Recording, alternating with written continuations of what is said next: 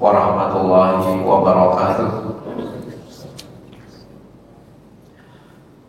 Innal hamdalillah nahmaduhu wa nasta'inuhu wa nastaghfiruh wa na'udzu billahi min shururi anfusina wa min sayyiati a'malina.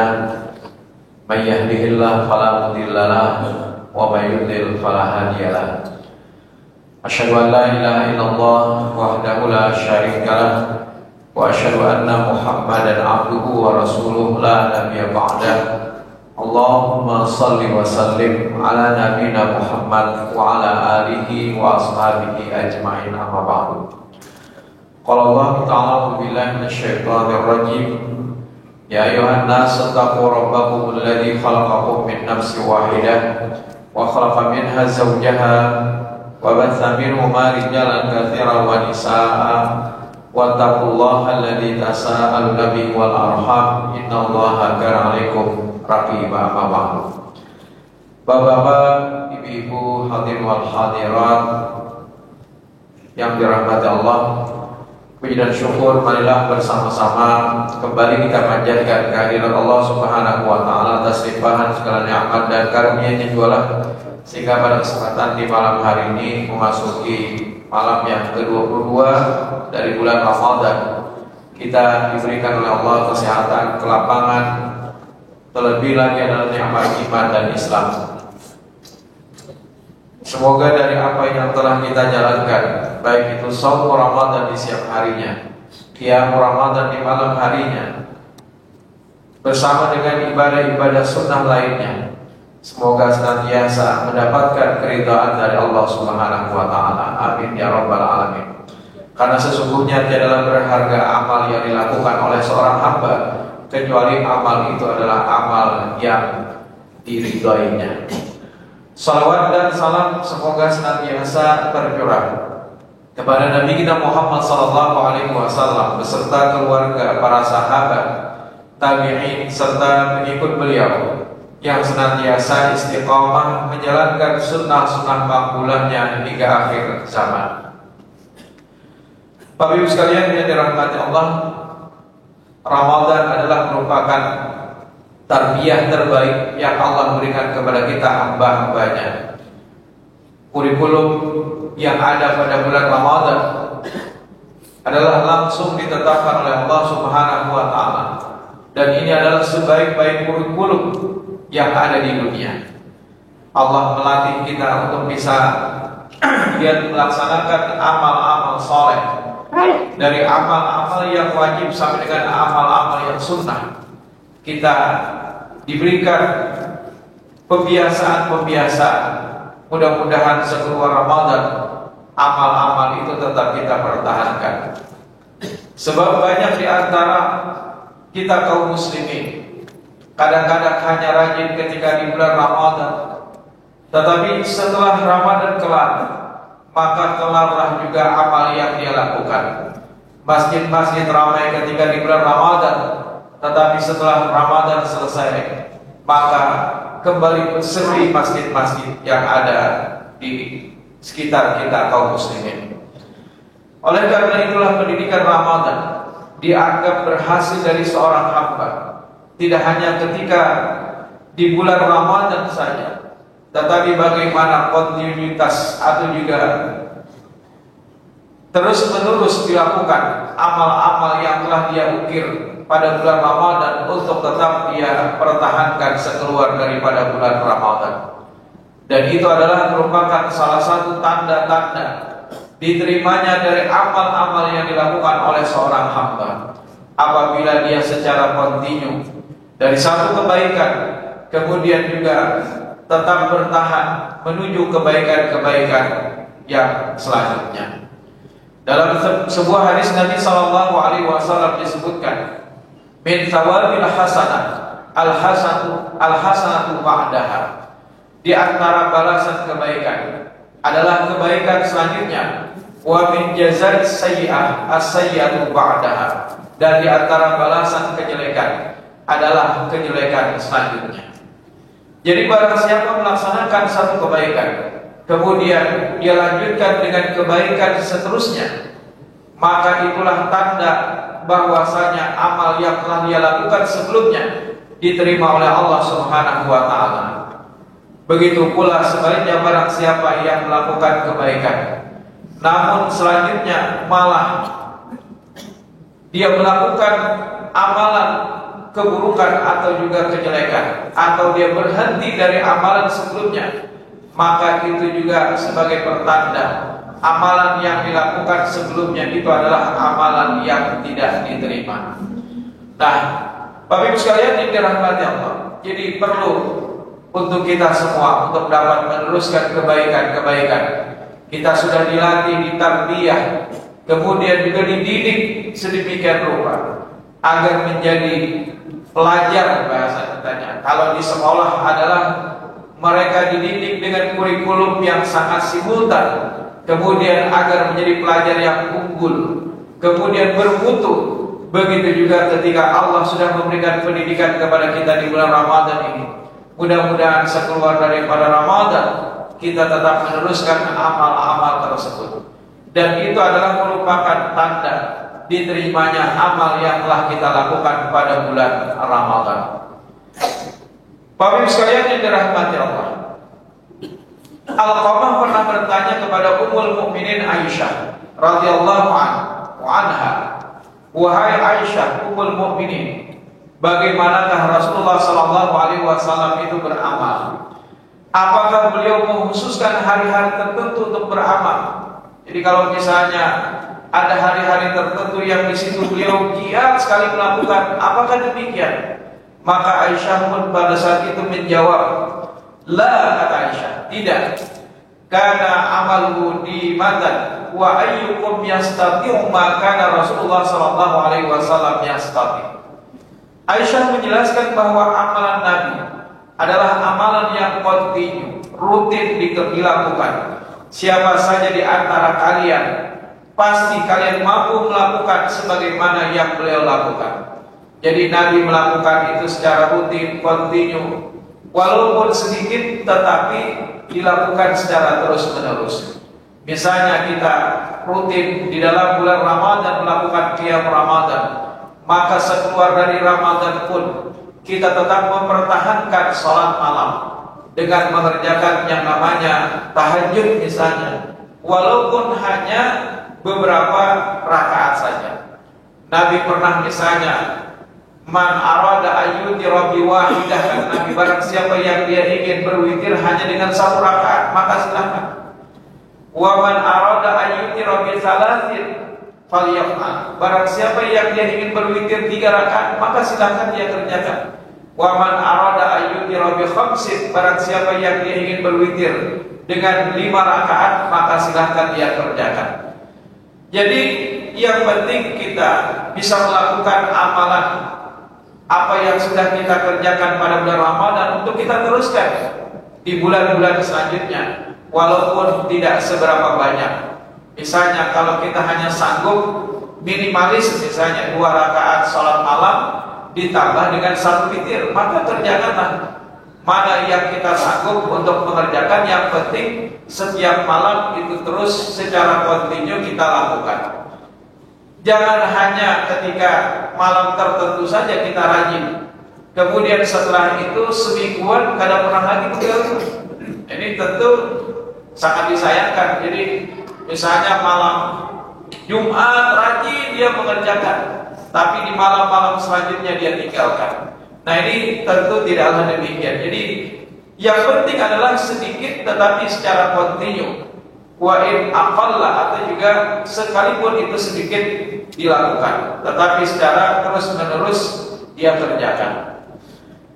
Kemudian di dalam hadis Nabi sallallahu alaihi wasallam yang lain dari Aisyah juga radhiyallahu anha, "Ya ayyuhan nas," Nabi pernah bersabda, "Wahai sekalian manusia, alaikum minal a'mal ma tutiquna fa inna Allah la yamallu hatta tamallu."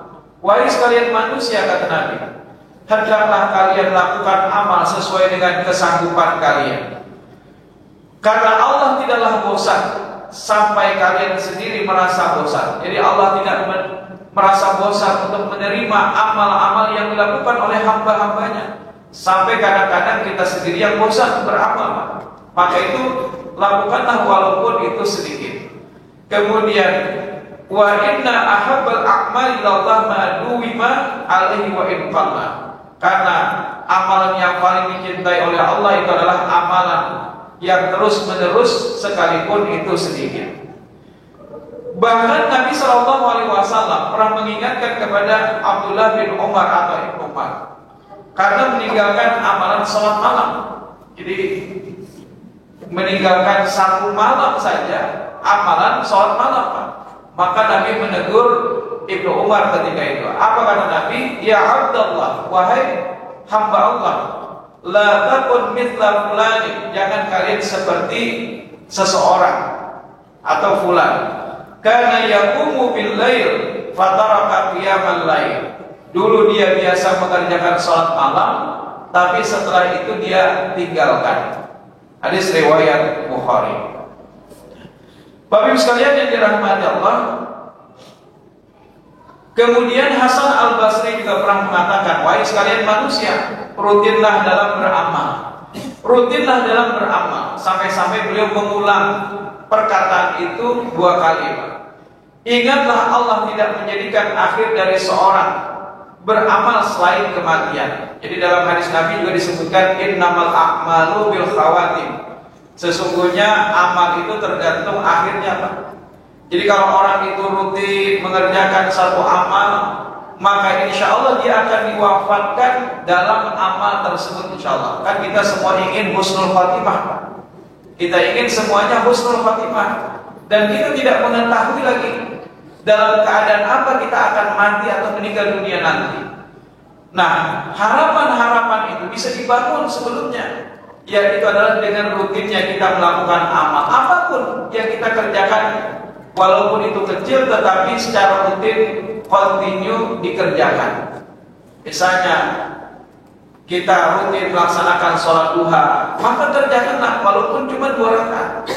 Kita rutin dari melaksanakan sholat malam, maka kerjakanlah walaupun dari minimalis misalnya.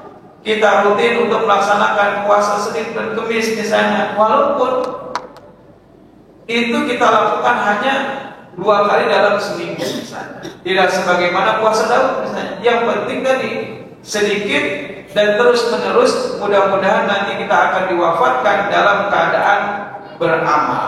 Jadi Hasan Al-Basri pernah mengatakan, tidaklah menjadikan akhir dari seseorang beramal selain daripada kematian. Maksudnya apa?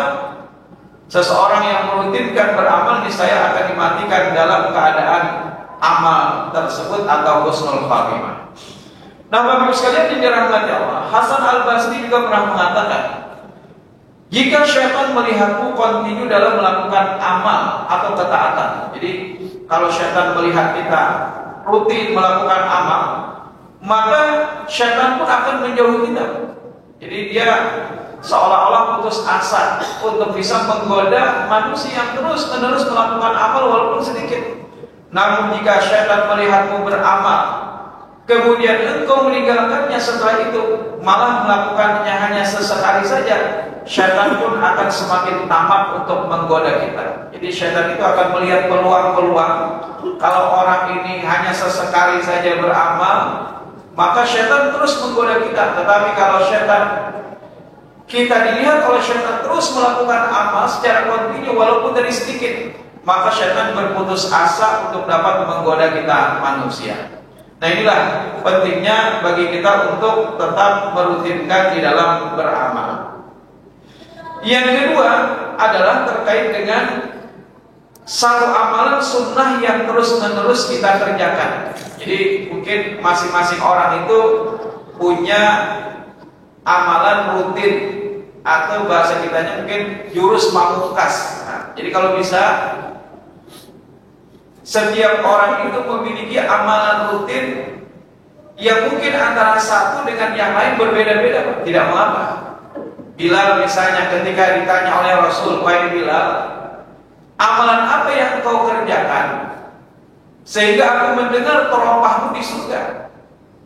Maka Bilal pun menjawab, tidak ada amalan yang secara rutin dilakukan kecuali setelah aku berwudu, baik itu pagi, siang ataupun malam, maka aku tidak lupa untuk mengerjakan sholat 2 rakaat yang disebut dengan sholat sunat ba'dal wudu. Bahkan sholat sunat ba'dal wudu ini tidak berbatas waktu, Pak.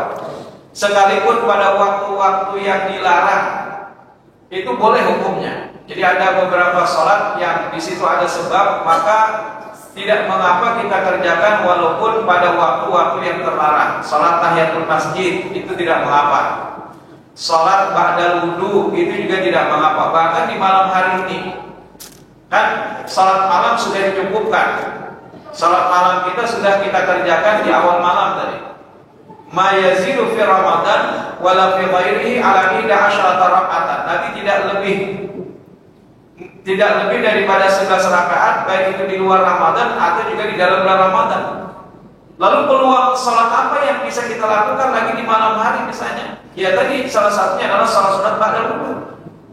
Jadi kalau sholat malamnya ya sudah selesai kan, karena kita mengerjakan di awal malam.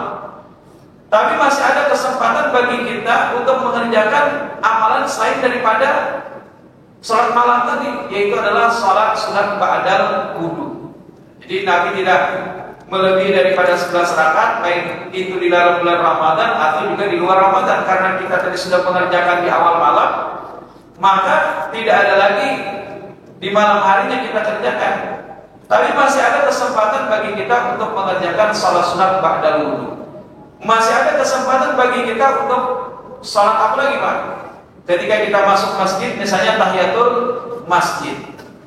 Sebagian ulama ada juga yang mengatakan sholat mutlak. Nah, sholat mutlak itu kan tidak ada batasannya. Penting 2 rakaat selesai, gawi lagi 2 rakaat. Menurut sebagian ulama, maka amal itu masih bisa dikerjakan. Tapi kalau sholat malamnya sudah selesai, sholat malamnya sudah selesai karena sudah kita kerjakan komplit tadi 11 rakaat bersama dengan imam, misalnya di awal malam tadi. Nah, jadi jangan menurut tarjih, kalau orang sudah mengerjakan di awal malam sholat malamnya, maka tidak ada lagi sholat malam baginya di jam misalnya jam 2 atau jam 3. Tinggal dia mengerjakan sholat-sholat sunat lain saja lagi, misalnya tadi sholat tahiyatul masjid atau juga sholat sunat ba'dal wudu. Nah, Bapak Ibu sekalian yang dirahmati Allah, tentu masing-masing kita punya andalan, bahasa kitanya, punya andalan, pesilat saja. Masing-masing punya jurus andalan. Nah, begitu juga Bilal tadi memiliki jurus andalan, yaitu adalah sholat sunat yang dia kerjakan secara rutin, kontinu, dan tidak pernah lepas sehari pun, yaitu adalah sholat sunat ba'dal wudu. Nah, masing-masing kita mungkin punya amalan-amalan khusus yang tentunya sesuai dengan apa yang dituntunkan Nabi atau juga sunnah Nabi. Amalan apa yang bisa menjadi andalan kita masing-masing, itu silahkan, Pak. Ada di antara pihak misalnya yang tidak lepas sholat duha, misalnya nih, silahkan amalkan amalan itu. Ada di antara pihak yang tidak lepas untuk bersedekah setiap pagi, misalnya memberikan makan kepada fakir miskin, silahkan untuk dikerjakan itu. Ada di antara kita yang tidak lepas untuk tilawatil Quran misalnya, silahkan untuk bisa merutinkan itu. Jadi bagaimana kita, apalagi punya beberapa jurus pamungkas bahasanya, dia punya kebiasaan sholat duha, sholat malam, infak sedekah misalnya, atau mungkin juga amalan-amalan lainnya, tilawatil Quran setiap hari rutin dia kerjakan, tidak pernah lepas, Pak.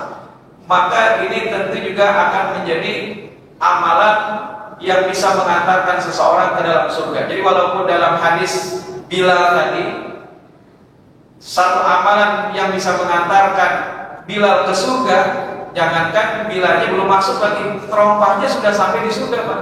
Yaitu dengan mengerjakan sholat sunat ba'dal wudu. Tetapi bukan hanya tercukupi dengan itu saja. Sebenarnya yang bisa mengantarkan kita ke surga, amalan-amalan lain yang bisa juga menjadi andalan kita masing-masing, itu bisa juga mengantarkan kita ke surga, Pak. Jadi bukan hanya terbatas amalan Bilal saja, tetapi amalan apapun, yang penting amalan itu sesuai dengan sunnah Nabi SAW. Apabila rutin kita kerjakan, itu yang kedua. Kemudian yang ketiga adalah amalan yang kontinu itu akan menuai pahala secara terus-menerus, walaupun kita tidak sempat untuk mengerjakannya karena mungkin ada sabab atau juga karena ada halangan. Dalam hadis Nabi SAW misalnya, idza maridal abdu aw safara, apabila seorang hamba itu sakit atau dia dalam safar, kutiba lahu mithlu makana ya'mal muqiman sahihan, maka dituliskan baginya pahala sebagaimana dia dalam keadaan sahih, sehat, atau juga dia dalam keadaan mukim. Maksudnya apa? Ada orang yang rutin sholat rawatib, qobliyah, ba'diyah, baik itu yang muakkadah, yang utama, yang sangat dianjurkan dan tidak pernah ditinggalkan Nabi, yaitu jumlahnya 12 rakaat. 2 rakaat sebelum subuh, 4 rakaat sebelum zuhur, 2 rakaat sesudah zuhur, 2 rakaat sesudah maghrib, 2 rakaat sesudah isya. Jumlahnya 12 rakaat. Dia rutin mengerjakan itu, Pak. Kemudian sesekali ternyata dia safar, dia dalam perjalanan misalnya. Jangankan dalam perjalanan itu sholat sunat, sholat wajib aja dijamak dan dikosor. Jadi jangankan sholat sunat, sholat wajib saja dijamak dan kosor. Maka sekalipun dia meninggalkan rawatibnya pada saat dia safar, dia tetap akan mendapatkan pahala karena rutinnya ketika dia mungkin dia mengerjakan amalan tersebut, Pak. Jadi jangan beristilah berrajin-rajin, baik sudah safar maka rukhsah bagi kita tidak mengerjakan sholat sunat, Pak. Jadi jangan berrajin-rajin sholat sunatnya digawi tapi jamaah qasarnya juga digawi misalnya. Padahal sholat wajib sudah dijamaah qasar, tapi sini menggawi sholat sunatnya. Nah, kecuali kalau itu misalnya sholat malam, Pak. Ketika kita safar misalnya sholat malam, itu tentu tetap menjadi pegangan kita. Tapi kalau sholat rawatib, maka jangankan sholat itu, yang fardu saja sudah kita jamak dan qasar. Nah, tetapi sekalipun orang itu tidak mengerjakan sholat rawatibnya, maka tetap dicatatkan baginya pahala pada saat dia memang sudah rutin mengerjakannya. Atau misalnya bisa sekali kita terlambat untuk mengerjakan sholat qobliyah subuh misalnya, padahal rutin sudah baik, rutin setiap hari. Tetapi suatu ketika kita terlambat untuk mengerjakan itu, orang sudah iqamah misalnya, kita tidak sempat lagi, walaupun ada riwayat yang menyebutkan Qais pada saat itu mengerjakannya setelah sholat subuh.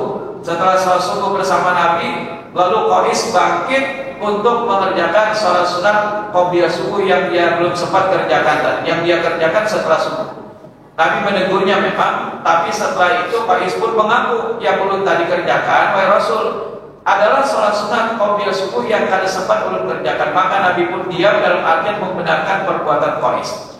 Tetapi kalau kita misalnya tidak mengerjakan sekalipun, tapi sebelumnya kita rutin sudah, tapi karena tadi ada halangan, keterlambatan, kita tidak sempat, maka insya Allah tetap dicatatkan bagi kita pahala sebagaimana kita dalam keadaan sebelumnya. Nah, inilah penting bagi kita untuk beramal secara kontinu, Pak. Suatu ketika misalnya ada orang yang sakit, Pak. Ini ada kejadian juga.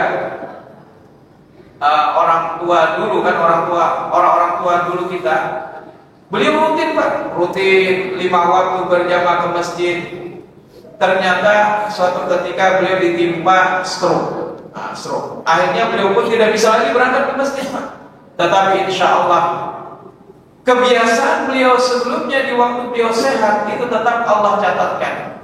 Jadi walaupun beliau tidak bisa lagi berangkat ke masjid 5 waktu, tapi karena kebiasaan beliau melakukan sholat 5 waktu berjamaah ke masjid semasa sehat, maka insya Allah Allah tetap catatkan bagi beliau pahala sebagaimana beliau dalam keadaan sebelumnya. Nah, inilah penting bagi kita untuk melakukan amal secara kontinu. Tadi pertama adalah sebagai tanda diterimanya amal tersebut, Kalau kita meneruskan setelah Ramadan dengan amal-amal yang sudah kita rutinkan selama Ramadan, maka itu pertanda insya Allah amal kita di bulan Ramadan adalah sebagai amal yang Allah terima. Itu yang pertama.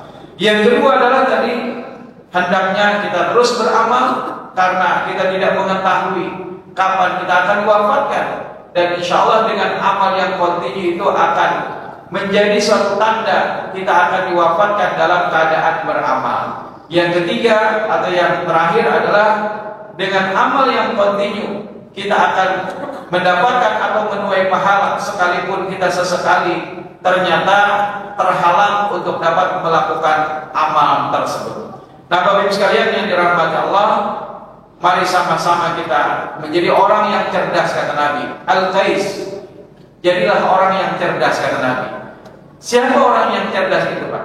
Man dana nafsahu wa amila lima ba'dal maut, yaitu adalah orang yang mempersiapkan dirinya dan beramal untuk hari yang akan datang atau juga hari setelah kematiannya. Kemudian wal ajis, janganlah jadi orang yang bodoh, kata Nabi. Siapakah orang yang bodoh?